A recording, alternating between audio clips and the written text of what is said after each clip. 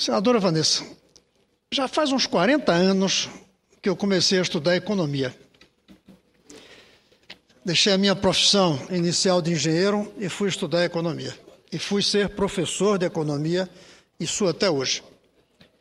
E confesso, e o senador Pedro Simões vai terminar concordando comigo, que eu nunca imaginei, 40 anos atrás, que teria tantas surpresas ao olhar ao redor.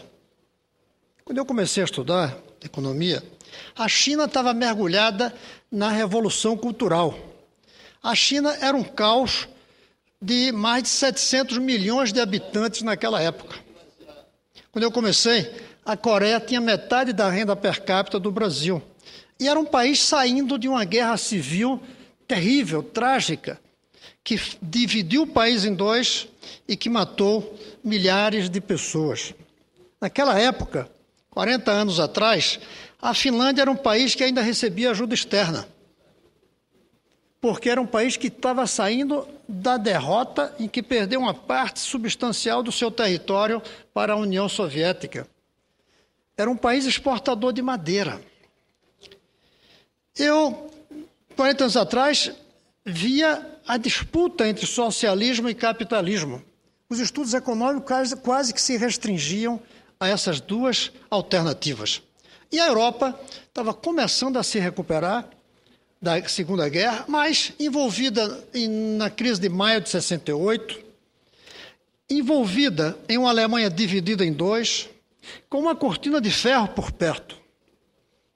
Hoje, quando a gente olha ao redor, cada dia temos surpresas, e surpresas imensas.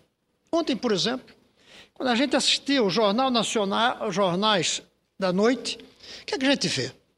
Duas notícias surpreendentes. Uma, a China cresce a 9% ao ano. E graças ao consumo da sua classe média. Isso era inimaginável alguns anos atrás. Nem o crescimento de 9% e nem graças a uma classe média. 40 anos atrás, não havia classe média na China. Havia uma classe única, que era a média de todo mundo com a roupa igual. Aparece na televisão, falando dos 9%, os aparelhos que a classe média hoje compra na China, os automóveis que compram. É uma surpresa total. E no mesmo momento, o que a gente vê, para surpresa de todos, é que os Estados Unidos sofreu um rebaixamento na sua classificação de credibilidade no mercado internacional.